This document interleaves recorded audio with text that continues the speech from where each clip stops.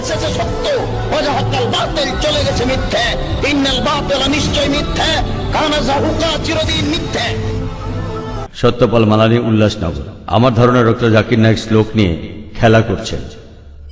উনি শুধু শ্লোক নিয়ে খেলা করছেন। ইসলাম এই পৃথিবীর মানুষকে ভাগ করেছে দুই ভাগে, একটা হলো মুমিন, আরেকটা হলো কাফির। অবশ্যই আমরা ইসলাম ধর্মের এই কথাগুলো বিশ্বাস করি না, মানতেও পারি না। তাই ইসলাম ধর্ম যেভাবে আমাদের উপর সর্বজনীন ভ্রাতৃত্বকে চাপিয়ে দিচ্ছে, সেটা আসলে কখনোই সম্ভব না।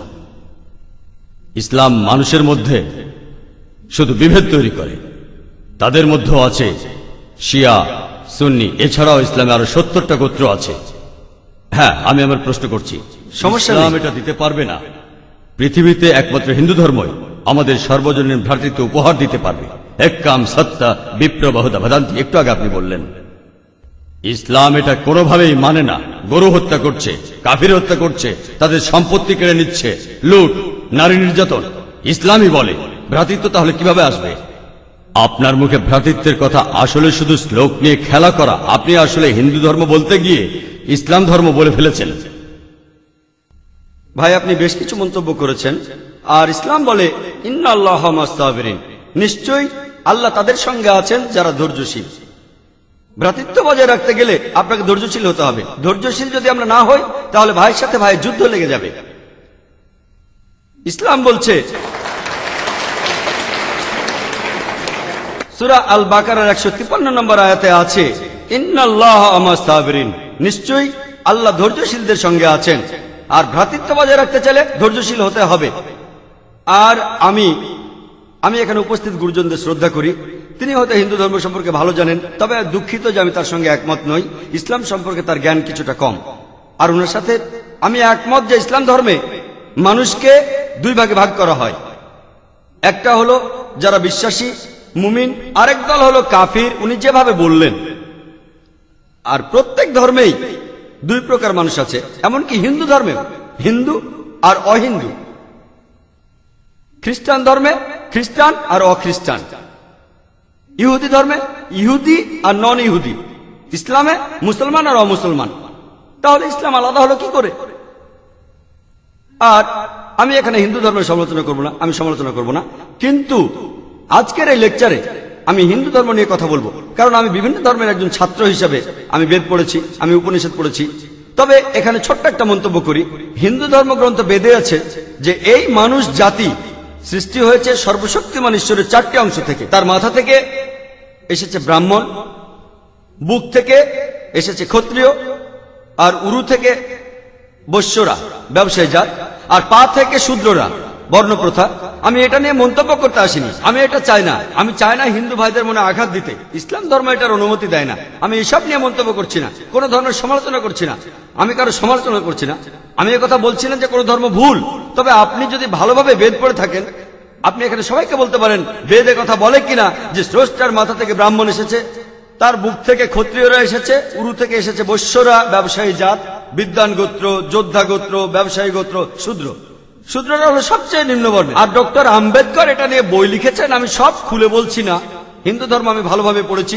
আমি হিন্দু ধর্মের অনেক কিছু শ্রদ্ধা করি, বেশ কিছুর ব্যাপারে একমত নয়, এটা আমাকে আপনি বলতে বাধ্য করলেন। পবিত্র কোরআনে সূরা আনামের 108 নম্বর আয়াতে আছে, তাহাদিগকে গালি দিও না আল্লাহকে ছাড়িয়ে তাহারা যাহাদিগকে ডাকে, কেননা অজ্ঞানতাবশত তাহারা গালি দিবে আল্লাহ সুবহানাহু ওয়া তাআলাকে।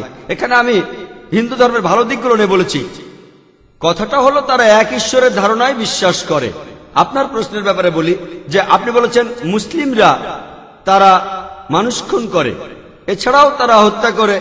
আপনি বললেন গরু, ঠিক আপনি কথা বলেছেন। এই সবগুলো অভিযোগের উত্তর দেওয়া দরকার। সময় এখানে কম, কয়েকটার উত্তর দিচ্ছি। অন্য কেউ প্রশ্ন করেন, আপনাদের সবার ভুল ধারণাগুলো আমি ভেঙে দেব, আমারও ভালো লাগবে। আর ভুল ধারণাগুলো ভাঙিয়ে দিলেই তারা ইসলামকে ভালোভাবে বুঝতে পারবে। এজন্য আমার লেকচারে সবসময় একটা প্রশ্নোত্তর পর্ব থাকে। আর আমরাও বলি, যখন কেউ সমালোচনা করে আমারও ভালো লাগে। যত বেশি সমালোচনা হবে তত বেশি বোঝাতে পারবো, তত ভালো করে ইসলামকে বুঝতে পারবেন। আমিও সেটাই করি। ইসলামও বলে সত্যকে ছড়িয়ে দিতে।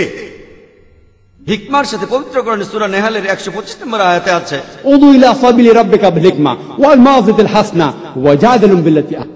মানুষকে প্রতিপালকের পথে আহ্বান করো হিকমত আর সদুপদেশ দ্বারা, আর উহাদের সহিত তর্ক করিবে সবচেয়ে উত্তম পন্থায়। যখন বলা হয় আমরা আমিষ খেতে পারবো কিনা, গরু ছাগল কোরবানি দেয় ইত্যাদি, আর অনেক অমুসলিমই বলবে মুসলমান আপনারা সবাই নিষ্ঠুর মানুষ, প্রাণী হত্যা করেন। ভাই আপনাদের আমি বলি, একজন মুসলমান খুব ভালো মুসলমান হতে পারে, এমনকি যদি সে পুরোপুরি ভেজিটেরিয়ান হয়। এটা বলা হয়নি যে আপনাকে অবশ্যই ভেজিটেরিয়ান হতে হবে ভালো মুসলিম হতে গেলে, কিন্তু পবিত্র কোরআনে অনেকবারই বলা হয়েছে যখন তুমি মাংস খেতে পারো তখন মাংস খাবে না কেন। পবিত্র কোরআনে সূরা মাইদার 1 নম্বর আয়াতে উল্লেখ আছে, বলা হয়েছে যে ইয়া আইয়ুহাল্লাযিনা আমানু, হে মুমিনগণ তোমাদের অঙ্গীকার পূর্ণ করিবে, আর তোমাদের জন্য কিছু চতুষ্পদ প্রাণীকে হালাল করা হইয়াছে আর কিছু প্রাণী হারাম। পবিত্র কোরআনে সূরা নাহলের 5 নম্বর আয়াতে উল্লেখ আছে যে আল্লাহ চতুষ্পদ জন্তু সৃষ্টি করিয়াছেন যাহাতে তোমরা শীত নিবারণ করিতে পারো, এবং উহাতে বহু উপকার রহিয়াছে এবং উহা হইতে তোমরা আহার করিয়া থাকো। পবিত্র কোরআনে সূরা মুমিনুনের 21 নম্বর আয়াতে উল্লেখ আছে তোমরা চতুষ্পদের মাংস আহার করিতে পারো। আমরা জানি যে আমিষে, এখানে অনেক ডাক্তার আছেন, আমি একজন মেডিকেল ডাক্তার, এতে অনেক প্রোটিন আছে, প্রচুর আয়রন আছে, আর এগুলো খুবই সুস্বাদু। আর এইসব আমিষ জাতীয় খাবারে আপনি যে প্রোটিন পাবেন, এই পরিমাণ প্রোটিন আর কোথাও পাবেন না, আপনি পাবেন না। নিরামিষের মধ্যে সয়াবিনে আপনি সবচেয়ে বেশি প্রোটিন পাবেন, সেটাও আমিষের প্রোটিনের চেয়ে অনেক কম। আর এবার আমি গরু হত্যা নিয়ে কিছু কথা বলি। যদি হিন্দু ধর্মগ্রন্থগুলো পড়েন, আমি এখানে কোন ধর্মের সমালোচনা করছি না, ভাই একটা প্রশ্ন করেছেন তাই আমাকে সত্য কথাটা বলতে হবে। হিন্দু ধর্মে আমিষ খাওয়ার অনুমতি দেওয়া হয়েছে। হিন্দু ধর্মগ্রন্থে দেখবেন সাধু সন্তরা আমিষ জাতীয় খাদ্য খায়, এমনকি গরুর মাংস। পরবর্তীতে অন্যান্য বেশ কিছু ধর্মের প্রভাবে, যেমন ধরুন জৈন ধর্ম ইত্যাদি, মানুষের উপর অহিংসার দর্শনের প্রভাব এসে পড়ল, তারা প্রাণী হত্যা বাদ দিল, তারা এই দর্শনটাকে তাদের জীবনধারায় যোগ করল। তবে ইসলাম ধর্ম প্রাণীদের অধিকারের কথা বলে থাকে। শুধু প্রাণীদের অধিকার নিয়ে আমি একটা লেকচার দিতে পারি। পবিত্র কোরআনে আছে পশুর উপর বেশি বোঝা চাপিও না, তাদের প্রতি সদয় হও, তাদের খাদ্য দাও, কিন্তু প্রয়োজনে তোমরা তাদের মাংস খাইতে পারো। আর যদি আপনি অন্যান্য ধর্মগুলো ভালোভাবে দেখেন, অনেকে আমিষ খেতে বারণ করেছে। এই দর্শনের ভিত্তিটা হলো এই যে আপনি প্রাণী হত্যা করবেন না, কারণ তাদের জীবন আছে, সে কারণে আমিষ খাওয়াটা অন্যায়। আমি এর সাথে একমত। যদি কোনো মানুষের পৃথিবীতে মানুষ হত্যা না করে থাকে, সেখানে আমিই থাকবো সবার উপরে। সর্বজনীন ভ্রাতৃত্ব হিন্দু ধর্মে আছে যে সব প্রাণী আপনার ভাই। প্রত্যেক প্রাণী, হোক সে সাপ, পাখি অথবা পতঙ্গ। আমি আপনাদের একটা প্রশ্ন করছি যে কোন মানুষটা হাজার হাজার ভাইকে না মেরেও 5 মিনিটের জন্য বেঁচে থাকতে পারে?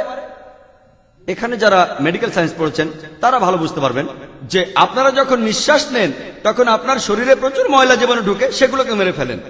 তার অর্থ এই ধর্মে বাঁচার জন্য আপনার ভাইদের আপনি মেরে ফেলছেন।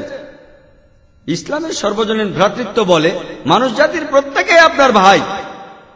বিশ্বাসের ভ্রাতৃত্বে প্রত্যেক মুসলমানই ভাই ভাই, প্রত্যেক প্রাণীই আমার ভাই নয়। তবে অন্য প্রাণীদের রক্ষা করতে হবে, তাদের ক্ষতি করবেন না, বিনা কারণে তাদের অত্যাচার করবেন না, তবে প্রয়োজন হলে সেগুলোর মাংস খেতে পারেন। তাই যে দর্শন বলে আমিষ খাবার খাওয়া অন্যায়, কারণ এখানে আপনি প্রাণী হত্যা করছেন, বিজ্ঞান প্রমাণ করেছে। এমনকি গাছপালারও জীবন আছে, আপনারা জানেন।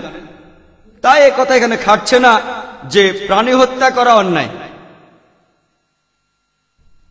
তাই এখন তারা যুক্তিটা পাল্টে বলল যে আচ্ছা, গাছেরও জীবন আছে, তবে তারা ব্যথা অনুভব করে না। তাই গাছ হত্যার চেয়ে প্রাণী হত্যা অনেক বড় অপরাধ। আর আজকের দিনে বিজ্ঞান উন্নত হয়েছে, আমরা জানি গাছও ব্যথা অনুভব করে, এমনকি গাছও কাঁদতে পারে, গাছেরও ভালো লাগতে পারে। তাই গাছ ব্যথা অনুভব করে না, এটা টিকলো না। এখানে ব্যাপারটা হলো যে গাছের কান্না মানুষ শুনতে পায় না, কারণ মানুষ কানে যে শব্দ শোনে সেটা সীমা 20 সাইকেল পার সেকেন্ড থেকে 20,000 সাইকেল পার সেকেন্ড। এই সীমার মধ্যে কিছু হলে মানুষ সেটা শুনতে পায়, এই সীমার নিচে বা উপরে মানুষ কিছু শুনতে পায় না। যেমন ধরুন কেউ যদি ডগ হুইসেল বাজায়, ডগ হুইসেল চেনেন, যেটাকে বলে সাইলেন্ট ডগ হুইসেল। যখন কেউ এই হুইসেল বাজায়, এটা সীমা হচ্ছে 20,000 সাইকেল পার সেকেন্ডের উপরে, 40,000 সাইকেল পার সেকেন্ডের নিচে। কুকুর 40,000 সাইকেল পার সেকেন্ড পর্যন্ত শুনতে পায়। তাই কেউ যদি হুইসেল বাজায়, কুকুর হুইসেলটা শুনতে পারে কিন্তু মানুষ শুনতে পায় না, এটাকে বলা হয় সাইলেন্ট ডগ হুইসেল। একইভাবে গাছপালার যে কান্নাকাটি আমরা মানুষরা কিছুই শুনতে পাই না, তবে গাছও কাঁদে, তারাও ব্যথা অনুভব করে। আমাদের একজন ভাই বললেন, যিনি বিষয়টা নিয়ে বেশ তর্ক করছিলেন, আর আমাকে বললেন, ভাই জাকির, আপনার কথা আমি মেনে নিলাম যে গাছপালারও জীবন আছে, তারাও ব্যথা অনুভব করে, তবে আপনি কি জানেন যে গাছের দুটো ইন্দ্রিয় কম আছে, তাদের 3টা ইন্দ্রিয় আছে, পশু পাখির ইন্দ্রিয় আছে 5টি। তাই গাছপালা হত্যার চেয়ে পশু হত্যা করা অনেক বড় অন্যায়। আমি তাকে বললাম যে ভাই, ধরুন আপনার একজন ছোট ভাই আছে, সে ছোটবেলা থেকে বোবা আর কালা, দুটো ইন্দ্রিয় কম, সে বড় হওয়ার পরে কেউ একজন তাকে খুন করে ফেললো, আপনি কি বিচারককে বলবেন, ও মি লর্ড, এই খুনিকে কম শাস্তি দিন কারণ আমার ভাইয়ের দুটো ইন্দ্রিয় কম ছিল? এই কথাই বলবেন? আপনি বলবেন, ও মি লর্ড, তাকে দ্বিগুণ শাস্তি দিন কারণ সে একজন নিষ্পাপ মানুষকে হত্যা করেছে। তাই ইসলামে এটা কোনো যুক্তি নয় যে 2 বা 3টা ইন্দ্রিয়। পবিত্র কোরআনে সূরা বাকারার 168 নম্বর আয়াতে আছে, যে বৈধ খাদ্যবস্তু আছে তাহা তোমরা আহার করো। তার অর্থ যেগুলো বৈধ আর হালাল খাবার সেগুলো খেতে পারো। আর এ কারণে আপনারা দেখতে পাবেন যে গবাদি পশু, আল্লাহ সুবহানাহু ওয়া তাআলার ইচ্ছায় গবাদি পশু বংশ বিস্তার করে বেশ তাড়াতাড়ি, মানুষ এবং অন্যান্য পশুর তুলনায় বেশ তাড়াতাড়ি দ্রুত বংশ বিস্তার করে। যদি আপনার কথা মেনে নেই যে মানুষ কোনো গবাদি পশু খাবে না, তাহলে পৃথিবীতে গবাদি পশুর পরিমাণ অনেক বেড়ে যাবে, অনেক বাড়বে। আর বললেন গরু হত্যা করা, এ নিয়ে বই লিখেছেন মৌলানা আব্দুল করিম পারেক। গো হত্যা, গরু কোরবানি কে জন্য দায়ী? যদি ভালোভাবে দেখেন, যারা চামড়া নিয়ে ব্যবসা করে, গরুর চামড়া, মুসলিম অমুসলিম উভয়ই আছে, চামড়া, গরুর চামড়া, তারা এটা করে। তাই এটা থেকে যারা উপকার পাচ্ছে এই গোহত্যা থেকে, তাদের মধ্যে মুসলিমদের চেয়ে অমুসলিমরাই বেশি। তাই যদি ইতিহাস ভালোভাবে জানেন আর যুক্তিও ভালোভাবে বোঝেন, আমরা জানি আল্লাহ বলেছেন যে বৈধ খাদ্যবস্তু আছে তাহা তোমরা আহার করো, যদি এটা খান এতে কোনো সমস্যা নেই। এছাড়াও যদি ভালোভাবে দেখেন, তৃণভোজী প্রাণীর দাঁতগুলো যদি দেখেন, গরু, ছাগল, ভেড়া, তারা শুধু শাকসবজি খায়, তাদের দাঁতগুলো সব সমান। যদি আপনারা মাংসাশী প্রাণীর দাঁতগুলো ভালোভাবে খেয়াল করেন, সিংহ, বাঘ, চিতাবাঘ, তাদের দাঁতগুলো খুব সুচালো, তারা শুধু মাছ মাংস খায়। যদি আপনি মানুষের দাঁত দেখেন, আয়নায় আপনার নিজের দাঁত দেখতে পারেন, আমাদের সুচালো দাঁত আছে, সমান দাঁতও আছে। যদি সর্বশক্তিমান ঈশ্বর আমাদের শুধু নিরামিষ খেতে বলতেন, তাহলে আমাদের সুচালো দাঁত দিলেন কেন? কেন? আমিষ খাওয়ার জন্য। যদি আপনারা তৃণভোজী প্রাণীদের পরিপাকতন্ত্র ভালোভাবে খেয়াল করেন, গরু, ছাগল, ভেড়া, তাদের পরিপাকতন্ত্র শুধু নিরামিষই হজম করতে পারে। মাংসাশী প্রাণীগুলোর পরিপাকতন্ত্র, বাঘ, সিংহ, চিতাবাঘ, তারা শুধুমাত্র আমিষ হজম করতে পারে। আর আমাদের মানুষের পরিপাকতন্ত্র আমিষ নিরামিষ দুটোই হজম করতে পারে। যদি সর্বশক্তিমান ঈশ্বর আমাদের শুধু নিরামিষ খেতে বলতেন, তাহলে কেন এমন পরিপাকতন্ত্র দিলেন যেটা আমিষ নিরামিষ দুটোই হজম করতে পারে? তাই বিজ্ঞান নিয়ে যদি পরীক্ষা করেন, সৃষ্টিকর্তা আমাদের আমিষ নিরামিষ দুটোই খাওয়ার অনুমতি দিয়েছেন। আশা করি উত্তরটা পেয়েছেন। যদি আপনার অন্য কোনো প্রশ্ন, কোনো ভুল ধারণা থাকে, আমি আনন্দের সাথে তার উত্তর দেব। একবারে একটা ধারণা বলবেন যাতে আমি তা দূর করার সময় পাই। আপনাকে ধন্যবাদ।